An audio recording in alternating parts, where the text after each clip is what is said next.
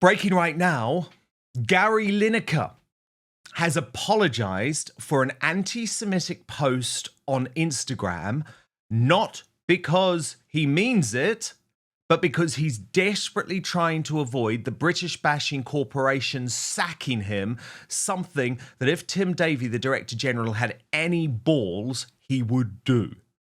So let me take you through the story and the reaction to it. So Lineker posted on his Instagram story, bizarrely, this picture saying Zionism explained in less than 2 minutes, with a picture of a rat, which he would clearly have known was anti-Semitic. He deleted the post.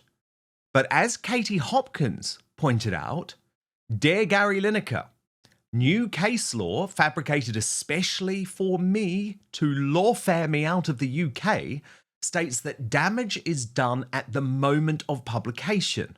You are a vile little crisp salesman, Lineker. Your head comes with handles. Get someone to give it a wobble, love. And Julia Hartley Brewer added, some might say this is an image not dissimilar to that used by Germany in the 1930s. Gary Lineker, referring to the fact that, of course, he went tonto when Suella Braverman was talking, quite rightly, by the way, about the invasion of our southern border, ridiculously trying to compare her to the Nazis. On Talk Radio this morning, Jake Wallace-Simons suggested that Gary Lineker is now the Kanye West of football. We'll get analysis from Father Calvin Robinson in just one moment, but first, watch this. Yeah, I mean, you know, he's becoming football's Kanye West. Yes. You know, he's only a couple of steps away, isn't he, really? Right. He really is. It's getting worse and worse. And it's almost like, and this is what he did before the BBC made their decision finally to let him go. You know, he seemed to be deliberately provocative, and you wonder whether it's because he's had a couple of glasses of wine at lunch or something, I don't know. But he seems to sort of reach into his pocket every now and again and just think, let's see what happens if I do this. Well, look, I mean, this is, you know, he is football's answer to Kanye West, I think, and he is becoming worse and worse. And we can see, I think, that what he's really doing is articulating a common view that's held by many at the BBC, and that's really the problem. Yeah. He feels, look, we all think this, let's just say it. And the problem is that we don't all think this, but maybe in the BBC, a lot of people do. Yeah. So he feels like he's speaking up for the majority view, which actually is a fringe minority of people who have some sympathies for, you know, that way inclined, and rather less for the Middle East sole democracy. And he feels like he's a truth teller and a freedom fighter. Yeah, I know, which is so misguided. And that's what I mean by the problem with somebody like him, who has got, whether we like it or not, an awful lot of influence on social media. The campaign against anti-Semitism posted, having looked the other way until now, at this point it is clear that Gary Lineker's continued association with the BBC is untenable. He must go. Mr. Lineker really has the worst luck when it comes to campaigning for his causes without aligning himself with extremists and anti-Semites. Not only does this video deliberately misrepresent Zionism, the belief that Jews have the same right to self-determination as everyone else, but it adds a rat emoji in doing so. Perhaps Mr. Lineker is not as naive or accident-prone as he might like us to believe. As the BBC's highest-paid presenter and owner of a major media enterprise, maybe he knows exactly what he's doing. We will be submitting a complaint to the BBC over this latest post. And the Tory London mayoral candidate Susan Hall added, will the BBC act as it should? I won't hold my breath. The man is a total disgrace. It seems the public is just as furious, by the way. In a poll taken by the Daily Telegraph asking should the BBC sack Gary Lineker, there are over 50,000 votes, with 89% saying yes. So now we have the non-apology from Mr. Lineker. And mark my words, the only reason we have this apology at all is because he doesn't want the indignity of having to walk out of the BBC before he gets his big final, oh, we love you on Match of the Day. So this is what he said. I take full responsibility for this mistake. That image does not reflect my views. Well, I'm sorry. Gary Lineker is a pathetic weasel, But what's even more pathetic here is the BBC allowing him to destroy their already forever tarnished reputation on the way out. His apology is meaningless. He absolutely meant what he said and did. And Tim Davie, you are a little pussy for not sacking the scumbag. Father Calvin Robinson, look, I know, actually, I mean, we've both been accused of anti-Semitism in the past, right? It's utterly ludicrous, completely ludicrous. This is a term that is sometimes thrown around willy-nilly when people are making quite appropriate questions about Israel, for example, or religion. However, no one else would get away with what Gary Lineker has got away with for so long. And I think the BBC completely undermines its own reputation for impartiality, which has been out the window for a long time, because this was the moment to actually say, you know what, enough, just go. And the fact that they didn't, the fact that they are still controlled by this guy, I think is so telling. What he has on them, it's very strange. But then again, saying that there is an attitude at the BBC that is quite anti-Semitic, so he probably is in good company. You know, on that commentary we just heard when they said, well, he thinks everyone agrees with him. Everyone around him probably does agree with him. That image was reprehensible. He should probably apologize for it and not do it again. But I also dislike the dialogue around it. You know, that conversation we just watched, it's like, so everyone must either be a Zionist or an anti-Semite. It's like, I don't think most people are that interested in what they call the only democracy in the Middle East. Why would you care unless you're going to live in the Middle East? Like, we've got so many issues going on here at home. The fact that everyone tries to make it all about Israel, and whether you're on that side or that side, it's like, most people aren't on a side. Most people genuinely don't care. But the people that do, they go to so much extreme, like Gary Lineker. There's no need to be painting people as rats. It's obviously pointing back. Julie Hartley Brewer's right. It's obviously pointing back to propaganda from World War II, and that's disgusting. So why is he doing it? But first, Father's Day, just around the corner. Did you remember that, by the way? And are you thinking right now, I have to buy something for my dad? Well, let me tell you, your dad does not need another coffee mug or pair of socks. It's time to give him something he'll actually use. So meet the Chairman Pro from Manscaped. It is the perfect Father's Day gift for the dad who deserves to look and feel his best. This isn't just any razor. The Chairman Pro is a high-tech, dad-approved grooming upgrade. It's an electric face shaver that can tackle up to 5 days of growth and features 2 interchangeable blade heads. Whether he's cleaning up for golf, dinner, or just another accidental nap on the recliner, make sure he does it in style. The Chairman Pro is perfect for the dad who taught you how to shave and now needs a reminder how it's really done. So have him join the over 12 million men worldwide who trust Manscaped by using the code Outspoken for 15% off your entire order at manscaped.com. Now, what's particularly brilliant about this product is that it has 2 interchangeable skin-safe blade heads. The first, the skin-safe 4-blade foil, is for that super close shave, and the skin-safe stubble trimmer is for that sophisticated 5 o'clock shadow look. Both are designed to help reduce razor burn and irritation so skin feels smooth and comfortable after every shave. Flex Adjust technology features a 360-degree contouring head and blades that flex and adjust to the contours of the face and neck, helping maintain great contact at skin at every angle.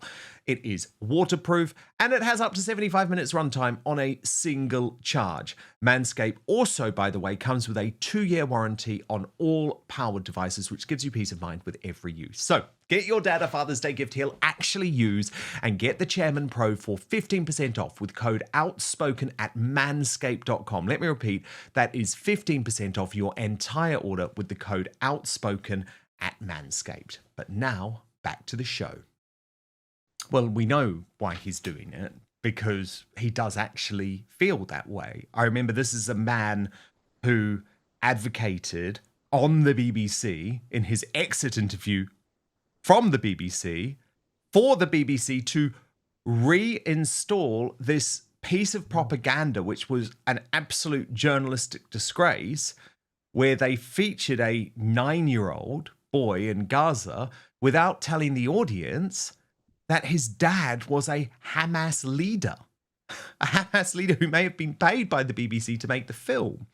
So I think what we have to realize about Gary Lineker is he's not a journalist in any way. He is a propagandist. He is now a propagandist on the hard left.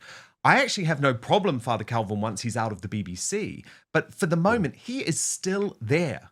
He is still being paid £1.6 million of our money. Because if you watch television at all in the United Kingdom, you're meant to have the TV license. I just find it completely outrageous. And then it's like, you go off and you do your little hard left Owen Jones thing on the internet, make all of your left-wing money like Mehdi Hassan. That's fine. But I mean, we can call you out for it. We'll commentate on it. But it's the fact that he doesn't give a damn about the reputation of the BBC. And for me, I feel like the BBC is finished now. I just think it's finished. Well, it's another reason people should stop paying their TV license. It is a teletax. It's an unjust tax. They should stop paying it. The headline of this whole thing is funny as well. Is Lineker football's Kanye West? It's like, is Kanye West even Kanye West? I think the attacks that this poor chap has taken, I think he needs a lot of support. You know, I listened to his latest song, World War III. Right, I think his album is called Heil Hitler, which is just it begs belief, right? But listening to it, I actually think what he's doing here is, as a creative, he's saying, look, every time I criticize the liberal Jews who've been controlling my life and controlling my place in the industry and robbing me of my money and my children, etc., every time I criticize them, people call me a Nazi. And I think what he's saying is, so I'm going to call myself a Nazi, and then what? You've got no power over me. And he's literally just saying it now. And everyone's like, well, what can we do? I think it's his creative craziness or his creative genius. But it's a shame because, you know, one of his previous albums, Jesus is King, was one of the best albums that was released that year. It was amazing. And it was very humble, very Christ-centered, good moral values. And I think he wasn't treated very well when he came out as a Christian, by Christians, as well as everyone else. And he wasn't supported and encouraged in his faith. And he's fallen away. And I think Kanye West in particular needs people praying for him. He needs people supporting him. He does have people actively working against him in his life. And I think it's silly that he's embraced the title Nazi. But I can see, after listening to the song, I can see the logic behind what he's trying to do here. He's trying to take ownership of the people that are destroying him and say, well, you can no longer use these weapons against me. Yeah, the problem with Kanye West, though, is that he is a privileged guy. You can't say he's not a privileged guy now. He has so much money. He has so much opportunity. Yeah, but he lost it all. He lost all his money. Well, he didn't really. I mean, he still has a massive fortune and he still has a massive platform. And I find it really ironic, by the way, that we have this sort of spectacle of Piers Morgan saying, well, I can interview Kanye West. I can interview him on my show, but Elon Musk must remove him from X. It's like so hypocritical. Yes, we either believe in free speech or not. So I have never for a single second called for Kanye West to be banned from anything, by the way. I think it's completely fair and fine to listen to him and to make your own decisions.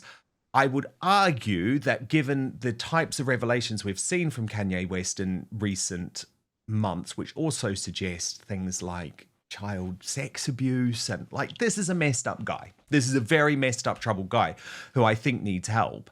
And it is very sad. I remember interviewing Kanye West years and years ago, and I loved him too. And his mother had just died. And even then he was very, very troubled. But I find it ironic. I find it very ironic that some people think that silencing him is the answer. I'm not saying silencing him is the answer, right, but I also think he needs help. And the best thing for him at the moment would be to take some time off social media. By the way, Tim Davie today also gave a landmark speech, Father Calvin, about the BBC. And again, this is one of these really meta moments where like the BBC is broadcasting Tim Davie's speech about the future of the BBC, where he's basically like, oh, we've got no hope, we're finished, but my solution, and this makes me sick and angry and mad, my solution is the BBC is going to try and come and take over YouTube and take over TikTok and introduce its whack verification service, BBC Verify, which is actually just another part of the state propaganda machine, into our independent platforms using our money. Watch this. First, to make the UK a global leader in trusted information. I hope that you will all be familiar with our work in tackling the risks of disinformation, doubling down on impartiality, championing free, fair reporting alongside landmark investigative reporting, investing in BBC Verify and In-Depth, as well as increasing transparency and, frankly, holding our nerve amidst the culture wars. We believe we can go further. We want to help turn the tide by dramatically increasing our news presence on platforms like YouTube and TikTok to ensure we have a stronger position amidst the noise. We are already making progress. We are the biggest news account globally on Instagram, but we want to deploy new technology and skills. Father Calvin, this is actually sick. Like, I know Tim Davie is this mild-mannered guy, but it's like, how the hell can he claim that the BBC is not part of the culture wars when he has his main presenter currently at the forefront of the culture wars regarding Israel and Palestine, number one. Secondly, the absolute front and arrogance to say that we need the BBC to save our independent platforms, to save YouTube, to save TikTok. Oh my God, it makes me mad. It makes me so mad. They should not be on any commercial platforms whatsoever, Father Calvin, because all they do is skew the market and they push state propaganda, and it's sick. Look at what they did during COVID. They should choose one or the other. Either they're a state platform or they're a commercial platform. I'm happy for them to go exactly. commercial. I mean, if the license fee was axed and then they wanted to do YouTube and TikTok, fine, because they'd fail, by the way. Yes. They would fail. The only reason they don't fail is because of the billions that we give them. Sorry, Calvin, I'm so worked up about this. Absolutely. If they want to open themselves up to the free market, let the market decide, fantastic. Remove any of the state funding, remove the license fee, let them just push their content out there on commercial platforms, and they'll compete with the rest of us, and they'll probably flop. You're absolutely right, because no one likes their content anymore. But what disturbs me is when he's talking about we'll verify the truth, and we'll have a verification process of what's disinformation, misinformation, because it's all euphemisms, isn't it? It's basically saying that we'll control the narrative. And we see what happens when the BBC controls the narrative. It's very government-centered, it's very left-wing, and it's very anti-free speech. When he says disinformation, what he's talking about is free speech. They're going to challenge our ability to say what we think and what we feel. And that's problematic for obvious reasons, because unless you think and feel what they do, you won't get a say anymore. That's scary. Yeah, it is. It's terrifying. And it's especially terrifying, Father Calvin, though, for people who care about the independent media, because, you know, the BBC in 2023 received £3.74 billion from the license fee alone. Now, what they can do if they come into an ecosystem like YouTube or TikTok is use that money to try and manipulate the algorithm, to try and take over, to force their content down people's throat. I think it's sick. I think it's absolutely sick. It's like, you do your thing. Do not come into our independent spaces. But they're going to try. And I think in the end, they will fail.